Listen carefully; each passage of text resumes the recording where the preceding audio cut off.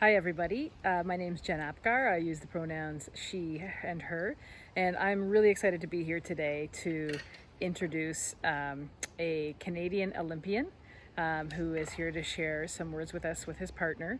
I had the pleasure of seeing this Olympian when I was in high school. He wasn't out and proud yet. He wasn't in that journey of his acceptance, but I did get to see him do his motivational speech for us with his gold medal.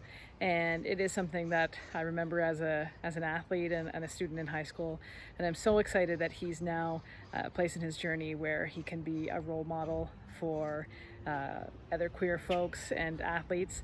And I'm so excited to announce Mark Tewksbury and his partner Rob. Thank you for being here with Upper Grand.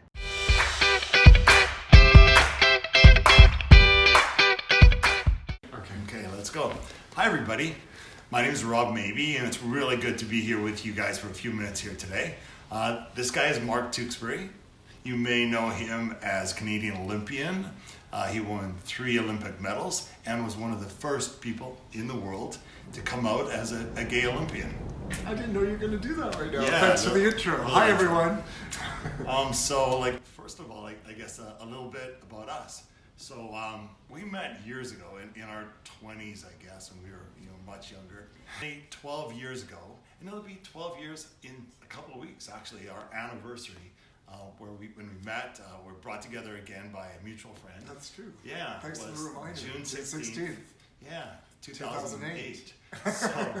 So that's 12 years, so kind of like grade 12. So oh wow, we're kind of the class of 2020 as well.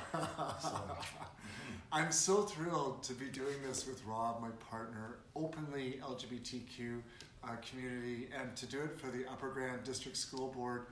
How far things have come. So thanks for this day and for including us. When I was growing up, I had this amazing side of my life. School was really tough, but I lived in the far suburbs of Calgary in Cedar Brae at that time, Southwest. We used to have to order a DART bus to come pick us up to go anywhere, just to connect to the major bus lines, because DART we're bus. DART. A DART bus. It's like a DART, so you had to sort of order it in. It's like a taxi bus. Okay. Yeah, I guess it was ahead of its time in a way. But I used to dream about, escaping that neighborhood and having this great life through swimming. And I worked really hard and made the national youth team and then the national team and the Olympic team, and eventually won a silver medal and then a gold and a bronze, and had this great swimming life. But it wasn't always easy, that's for sure, especially during the junior high and high school years. Yeah, in Mark's, I know a lot about Mark's school years and the story there. In this last year, we brought Mark's one-man show called Belong to theaters in Calgary, or in our city, and to school groups, to junior high and high schools. Back when people used to gather. I know. Yeah, we're glad to be doing this, schools. so one day we'll get back there. Yeah, but Mark's story, it certainly was hard. I've always felt like, for myself, in junior high and in high school, I had one friend that knew that I was gay, and I knew that he was gay, and we had this kind of revelation together, and I felt like because of my friend Blair, it made it easier for me. I didn't feel alone, I didn't feel isolated. I had this ally in Blair. We could talk about crushes that we had on boys together in school and things like that, and it was so good. I always feel like I had a lucky advantage that way, and I know it doesn't happen like that for everyone. So well, I think it does, but maybe not then. Like, I had an ally too, but my ally came as a coach when I was 23 years old.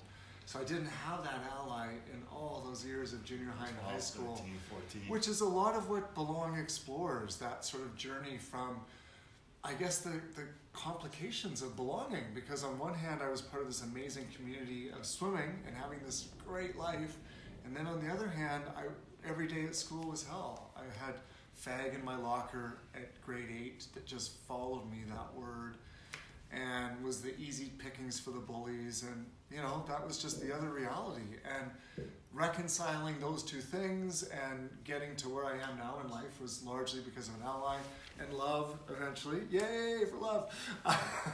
It doesn't matter who you love, it's that you can love. I'll never forget that when I was early on my journey of acceptance. That was like, oh, it's so true. Mm-hmm. But anyway, we're so thrilled that today we're part of this day for you, because at the end of the show, Belong, I think it really gets to a place where, if we're lucky enough to have a community that wants to create inclusive and diverse environments, it's up to us to ask the question, what kind of community or world do we want to belong to? And I know that's kind of what today is all about for you guys, so thank you for doing that. Yeah, it was great to be here. Thanks for carrying the conversation on. Yeah, we're glad that you're carrying the conversation on today. We're glad that we could be a part of it. Keep up the good work. Thanks. Yay! LGBTQ month, happy Pride, and thanks for the conference. Thanks, guys.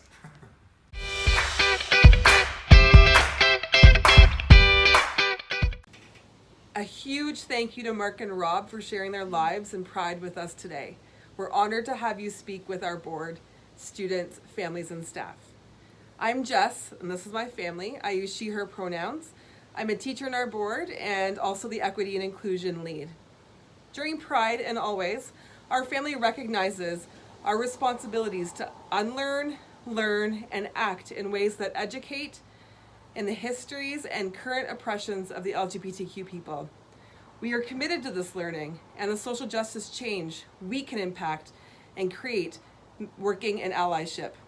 We challenge other straight families to do the same, to continue learning and acting. Thank you very much.